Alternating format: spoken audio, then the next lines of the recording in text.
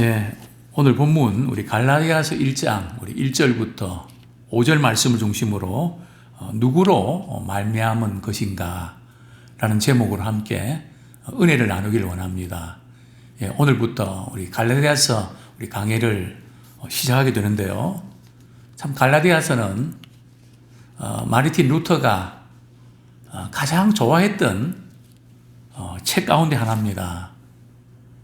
특별히 종교개혁자들이 믿음으로 의롭다함을 받는다고 하는 이 복음의 핵심을 굉장히 강조했습니다.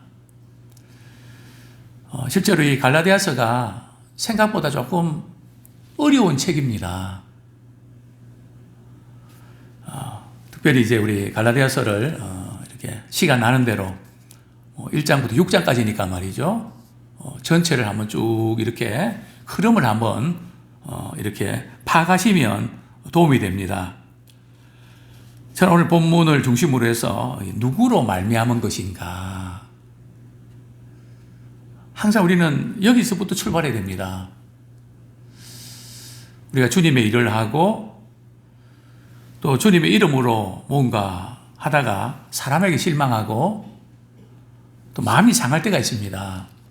때는 물질 때문에 또 그럴 수도 있고요. 그때마다 우리는 너를 부르신 분이 누구냐? 너를 세우신 분이 누구냐? 너를 일꾼 삼으신 분이 누군가? 누구로 말미암아 그렇게 하는 것이지? 몇 번 질문하다 보면 그렇지. 그것을 신학적으로는 어려운 말로 소명이라고 합니다. 자, 바울은 다메섹 도상에서 참 극적으로 주님을 만나게 되죠. 그때부터 그는 30년 동안 이방인 사도로서 복음을 전파합니다. 갈라디아, 아시아, 또 마게도냐, 북부 그리스고요. 아가야 지방은 이제 남부 그리스도인데 복음을 전하고 여러 교회를 세웠습니다. 특별히 우리 사도행전 13장, 14장에 보면 바울이 1차 전도 여행 때 세운 그 교회들이 나오는데 그게 바로 갈라디아 교회인데 비시디아 안디오, 또 이고디온, 루스드라, 더베 지금 이 지역에 세워진 교회들이 바로 이제 갈라디아 교회들입니다. 바울이 서신서를 많이 썼죠, 그죠? 서신서 가운데 갈라디아서는 몇 번째 쓰여진 서신서일까요? 물론 학자들마다 좀 견해가 다른데 많은 학자들이 공통적으로 가장 먼저 쓴 편지가 바로 갈라디아서다. 어디서요? 에베소로 추정을 합니다. 그때는 주 48년 49년경인데요. 자, 오늘 본문 갈라디아서 1장 1절에서 5절 말씀에서 지금 바울이 두 가지 키워드를 사용하고 있는데요. 첫 번째 키워드가 바로 바울이 사도된 것. 우리 1장 하반절에 보면 사도된 바울은 이 바울은 자신이 어떻게 해서 사도가 됐는지를 언급하고 있고요. 또 두 번째로는 바울이 이제 강조하는 부분들이 바로 4절에 보면 4절은 복음의 핵심이죠. 즉 사도직과 복음에 대해서 바울은 강조를 하게 됩니다. 바울이 왜 사도직을 강조해야만 했을까요? 왜냐하면 갈라디아 교회 역시 거짓 사도들이 바울을 공격을 합니다. 바울은 12사도들 가운데 한 사람도 아니지 않냐. 근데 어떻게 자기가 스스로 사도라고 할 수 있냐. 그 말이 안 된다. 뿐만 아니고 바울은 예루살렘 교회에서 추천한 것도 아니고 사내들인 공회, 뭐 오늘 말하는 총회죠. 총회에서 뭐 추천한 것도 아니고 배경이 없지 않냐. 그 출신이 문제가 되지 않냐. 누가 뭐 이렇게 추천해 준 사람도 없고. 그러니까 바울은 믿을 만한 일꾼이 못 된다. 사도가 아니다. 그렇게 이제 공격을 이렇게 계속 합니다. 그래서 서신서에는 바울이 자신이 사도직을 받게 된 것이 어디서부터 시작됐는가, 누구로부터 말미암았는가, 그 문제를 다루지 않을 수가 없었던 거죠. 자, 이것이 이제 우리 갈라디아서의 참 중요한 그 이슈를 차지하고 있는데요. 먼저 갈라디아서는 6장으로 되어 있는데 전체 그 개요를 보면 1장 우리 1절부터 우리 2장 21절에까지 보면 사도직과 복음의 근원, 사도직과 복음의 근원에 대해서 기록하고 있고요. 3장 1절부터 4장 11절까지는 3장 1절부터 4장 11절까지는 복음에 대한 변호입니다. 복음을 이렇게 다루고 있고요. 그 다음에 4장 12절부터 6장 10절까지는 자유, 율법으로부터 자유, 또 성령 안에서 자유, 그러니까 자유 문제를 다루고 있다는 거죠. 자, 먼저 우리 본문도 다시 돌아갑니다. 갈라디아서 1장 우리 1절 한번 같이 읽겠습니다. 시작. 사람들에게서 난 것도 아니요 사람으로 말미암은 것도 아니요 오직 예수 그리스도와 그를 죽은 자 가운데서 살리신 하나님 아버지로 말미암아 사도된 바울은.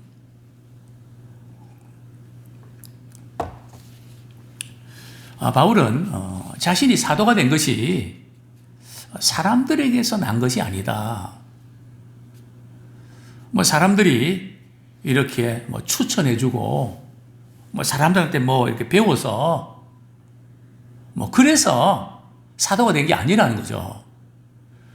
또 사람으로 말미암은 것도 아니다. 무슨 제도라든지 어떤 기관에서 훈련받고 뭐 이렇게 해서 내가 사도가 된 것이 아니다. 뭐 얼핏 들으면 우리가 정규 신학교라든지 어떤 제도권이라든지 이런 것들을 바울이 좀 무시한 것 같은 좀 그런 뉘앙스를 풍기지만 당시에 이 바리새인들, 서기관들 교권에 사로잡혀서 복음의 핵심을 깨닫지 못하고 예수님을 거부하는, 그러면서도 자신들은 대단하고 율법을 잘 지키는 사람이라고, 그러면서 다른 일반 사람들은 도저히 따라오지 못할 만큼, 그러면서 참 구원받고 은혜 받는 것이 본인들하고는 너무나 동떨어진 그런 분위기를 만들었습니다. 그래서 갈라디아 교인들 가운데 거짓 교사의 영향을 받은 분들이 있는데 그분들은 사도 바울의 전한 복음을 공격을 합니다. 그러면서 어떻게 예수님을 믿는다고, 믿음만 갖는다고 어떻게 구원받을 수 있냐. 믿음은 기본이고 믿음 플러스 무언가를 해야지. 뭐 구체적으로 뭡니까? 할례 받아야 된다. 이방인들도 할례 받아야지. 좀 구별돼야지. 뭐냐? 또 율법을 지켜야 구원받지. 믿기만 한다고 구원받는다고 할 수가 있냐? 사실 이거는 이제 캐톨릭에서도 마틴 루터가 종교개혁을 일으킬 때에 교황청에서 말이죠, 조서가 내렸습니다. 믿기만 하면 구원받는다는 사람들은 방탕하고 방종으로 빠진다. 이것은 무서운 이단들이다. 이러면서 종교개혁자들을 아주 그냥 자기 마음대로 하고 싶은 대로 방종하는 그런 부류로 공격을 했죠. 근데 그런 천주교에서 우려했던 그런 부분들이 오늘날 우리가 믿음으로만 구원받는다는 것을 강조하는 오늘 우리에게 있어서 뭔가 이런 비슷한 증상들이 물론 믿음으로만 구원받는다는 의미를 제대로 깨달으면 타락하나 방종하지 않습니다. 정말 믿음으로 구원받는다는 것은 제대로 믿는 사람은 하나님의 말씀 순종함으로 나타나게 되어 있습니다.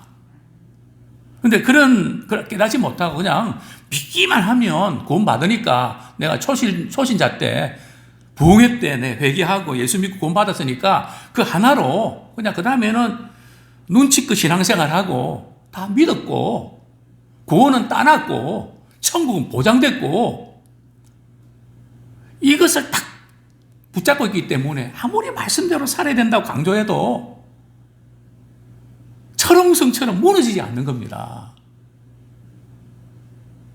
참 안타까움.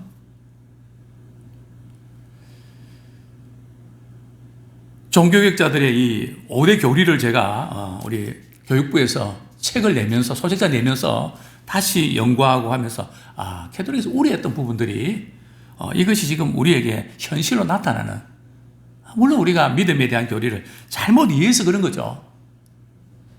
지금 갈라디아 교인들도 마찬가지거든요. 어떻게 믿는다고만 구원받냐? 뭔가 착하게 살아야 되고 뭔가 그렇게 해야지 구원받지.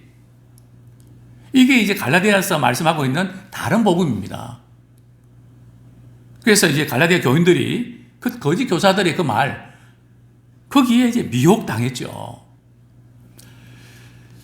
자, 그렇기 때문에 이 바울은 자신이 사도된 것이 사람으로 말미암은 거, 어떤 제도권으로 인해서 내가 말미암은 게 아니다. 그럼 뭐냐? 오직 예수 그리스도와 그를 죽은 자 가운데 살리신 하나님 아버지로 말미암아 사도된 바울은, 즉 소명입니다. 우리 목회자가 될 때에, 또 직분자가 될 때에 뭐 열심히 일하고 봉사하고 그냥 뭐 사람들한테 인정받고 그래서 자동적으로 이제 직분을 받는 그런 게 아니고, 정말 하나님이 몸된 교회에 필요해서 나를 부르셨다, 위에서 하나님이 부르셨다고 하는 소명을 가지고 교회를 섬게 됩니다. 물론 사람들이 때로는 투표도 하고 또 인정도 해주고 뭐 그런 거 필요 없다는 거 아닙니다. 제일 중요한 것은 위에 계신 그분이, 우리 하나님 아버지께서 나를 부르셨다.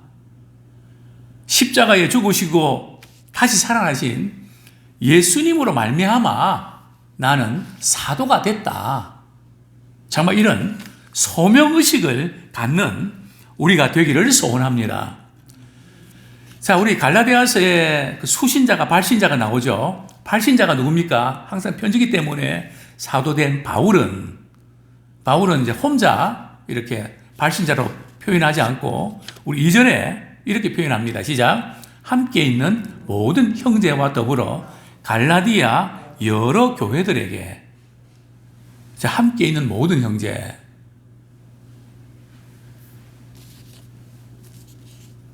모든 성도들과 함께 이제 갈라디아 여러 교회들에게 편지를 보낸다는 거죠. 갈라디아 여러 교회가 이제 수신자가 되는 거죠. 그래서 바울은 좀 계속 우리 강조하고 있는 부분이 우리 3절. 계속 바울은 이 표현을 자주 사용합니다. 내가 사도가 되고 내가 복음 전파자로서 사역자가 된 것이 바로 신적으로 유리하는 것이다 하는 것을 강조하고 있는데요. 우리 3절 같이 읽겠습니다. 시작. 우리 하나님 아버지와 주 예수 그리스도로부터 은혜와 평강이 있기를 원하노라. 서신서에서 바울이 가장 많이 쓰고 있는 문안 인사죠. 우리 하나님 아버지와 주 예수 그리스도로부터 은혜와 평강이 있기를 원한다. 참 기독교의 핵심, 복음의 핵심이 뭡니까? 인간의 공로나 자격이 아니라 정말 하나님의 은혜다. 참 하나님의 은혜 없이는 우리는 구원받을 수 없다 하는 사실을 늘 우리 깨닫고, 또 하나님의 은혜가 부어질 때에 찾아오는 것이 평강입니다. 이 하나님의 은혜와 이 평강, 이것은 숟가락과 젓가락처럼 하나님께서 우리에게 주시는 선물인데요. 그래서 늘 이 은혜와 평강이 있을지어다, 이렇게 늘 바울은 문안인 사는 걸 보게 됩니다. 우리 4절 말씀 우리 같이 한번 읽겠습니다. 시작. 그리스도께서 하나님 곧 우리 아버지의 뜻을 따라 이 악한 세대에서 우리를 건지시려고 우리 죄를 대속하기 위하여 자기 몸을 주셨으니. 정말 우리가 살아가는 이 세상, 또 바울이 복음을 전파할 때에 그 당대의 그 세대, 그 유대인들은 이 세대라 그러면 이 세상의 그 악한 세대를 가르치죠. 다가올 세대는 다시 이제 우리가 주님과 함께 보낼 영원한 그런 세상을 말하는데요. 이 악한 세대에서 참 우리 주변을 이렇게 바라보면 참 얼마나 악한지 모릅니다. 오늘도 제가 이렇게 보니까 또 어떤 사람이 또 극단적인 선택을 하고, 벌써 몇 번째입니까? 참 그 가슴 아픈, 참 이 악한 세대에서 우리 크리스찬들도 실망하기 쉽습니다. 낙망하기 쉽습니다. 세상이 어떻게 이렇게 돌아가나 우울해질 수 있습니다. 그러나 우리는 세상이 참 악하고 이상한 방향으로 가서 슬프긴 하지만, 그러나 우리 주님은 이 악한 세대에서 우리를 건져주십니다. 이 악한 세대의 실체는 뭘까요?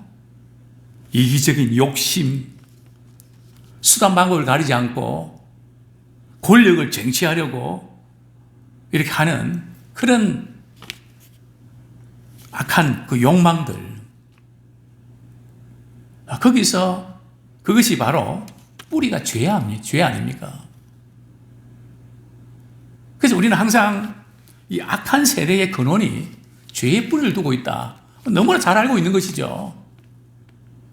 정치적으로, 경제적으로, 사회적으로 여러 가지 많은 것을 갖다 보실 수 있지만 그 뿌리는 죄악입니다. 자기중심적으로 살려하고 하나님으로부터 와서 그분께 영광 돌려드리는데 자기가 영광 받으려고 그러고 자기 욕심을 채우려고 하는, 그래서 많은 사람들을 희생시키는, 거기에 비해서 오늘 본문은 우리 죄를 대속하시기 위해서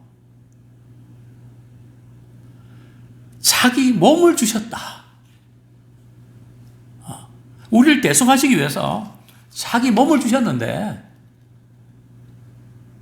누구의 뜻을 따라서요? 하나님 아버지의 뜻을 따라서. 하나님께서 그리스도께 말이죠, 아버지의 뜻에 대해서 말씀을 주시고 그분의 명령에 따라서 예수 그리스도께서 십자가를 치셨다는 거죠. 그래서 갈라디아서는 우리는 죄 때문에 저주받아야 마땅했습니다. 그래서 항상 우리는 무슨 문제가 생기면 죄 받아서 그렇다.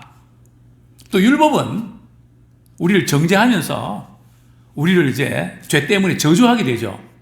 갈라디아서 3장 13절 14절 우리 같이 한번 읽겠습니다. 갈라디아서 3장 13절 14절 시작. 그리스도께서 우리를 위하여 저주를 받은 바 되사 율법의 저주에서 우리를 속량하셨으니 기록된 바 나무에 달린 자마다 저주 아래 있는 자라 하였습니다. 이는 그리스도 예수 안에서 아브라함의 복이 이방인에게 미치게 하고 또 우리로 하여금 믿음으로 말미암아 성령의 약속을 받게 하려 함이라. 항상 우리가 죄 받아서 우리가 이런 일이 당한다, 죄 받아서 이런 저주를 받는다, 항상 그런 노이로제 비슷한 것이 있습니다. 신자뿐만 아니라 불신자들도 그 생각을 다 갖고 있습니다. 뭐 안 가르쳐줘도 너무너무 잘 압니다. 그런데 그리스도께서 우리를 위해서 십자가 지시면서, 십자가는 저주의 십자가입니다. 대신 우리가 받아야 될 저주를 그분이 당하셨단 말이죠. 그렇기 때문에 예수 믿는 그리스도인들은 저주에서 벗어났습니다. 근데 많은 그리스도인들이 예수를 믿는다고 하면서도 이 저주의 구렁텅이 속에서 헤어나오지 못합니다. 왜 나와 관계된 모든 건 꼬이고 왜 이렇게 잘 안 되는지 모르겠다고. 나는 그렇게 생겨먹어서 그런 것 같다고. 심지어 어떤 분은 옛날 점쟁이가 그랬는데 그 말이 꼭 맞다고.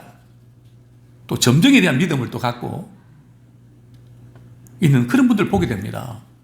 그러니까 누가 뭐라든지 우리 느낌이 어떻든지 우리가 정말 예수님을 믿을 때 우리는 그 저주에서 속량함을 받았습니다. 그리고 아브라함의 복이 우리에게 미치게 되어 있습니다. 이 원수 마귀는 자꾸 말이죠. 아니야, 너 잘못했어. 너 그렇게 그런 일을 당하고, 물론 우리가 때로는 하나님께서 우리의 잘못을 깨닫게 하기 위해서 때로는 책망도 하시고 벌을 주시기도 하시죠. 그러나 그것이 깨닫게 해주시지만은 회개하고 돌이킬 때에 하나님 회복시켜 주시지 계속해서 그냥 저주받아라, 그게 아니란 말이죠. 잘못했습니다, 다시 안 그러겠어 하면 회복된단 말이죠. 근데 그게 그냥 한 번 그렇게 잘못했는데, 저는 간혹 이제 부모님들이 자녀들에게 잘못한 거기에 어떤 그것 때문에 평생을 그냥 매여서 살아가는 그런 분들 보게 됩니다. 우리가 예수 믿으면 물론 우리 자녀들한테 참 후회되는 그런 말도 하고 상처도 주는 그런 게 있습니다. 그러나 그런 부분들은 우리가 하나님 앞에 회개하고 또 우리 자녀들에게 또 그 부분에서 또 잘못했다고 하고 그러면 끝나는 거 아닙니까? 근데 그 연장선에서 늘 말이죠. 그것 때문에 신앙생활에 제한받고 우리는 믿으면 거기에 대한 속박에서부터 자유함을 얻었습니다. 뭐 잘해주지 말라는 게 아니란 말이죠. 거기에 묶이면 안 된단 말이죠. 그죠? 우리는 자녀들, 부모, 우리 공경하고 사랑해야 되지만 우리 하나님 아버지의 뜻을 따라서 그분이 기뻐하시는 거기에 초점을 맞추면서 살아야 됩니다. 그런데 왜 언제까지 거기에 매여서 꼼짝달싹을 못하는 막 촉새가 돼버린 그것은 성경적이지 않습니다. 이제 말씀을 우리 정리하겠습니다. 갈라디아서 1장 5절 말씀 같이 읽겠습니다. 시작. 영광이 그에게 세세토록 있을지어다. 아멘. 바울이 사도직과 복음에 대해서 언급을 하면서 그에게, 즉 그리스도께 말이죠, 영광이 세세토록 있기 원합니다. 우리의 죄를 대속하기 위해서 자기 몸을 내어주셨던 그분께 영광 돌려드리기 원합니다. 그러니까 우리의 모든 창조의 목적은 말이죠, 하나님께 영광 돌려드리는 데 있습니다. 우리를 구원하신 목적도 하나님께 영광 돌려드리는 데 있습니다. 우리를 축복하신 목적도 나 축복받았다고 도취되어서 그냥 그런 게 아니라 하나님께 영광 돌려드리며 축복의 통로로 쓰임받는 데 있는 것입니다. 그래서 우리는 성경 말씀을 읽어가면서 항상 우리는 내가 무엇을 얻는가가 목적이 아니라, 물론 우리가 주님을 통해서 많은 은혜와 복을 받죠. 그러나 최종적으로는 영광이 그분에게 있을지어다. 정말 말씀을 통해서, 우리 삶을 통해서 하나님께 영광 돌려드리는 우리 모두가 되기를 축원합니다.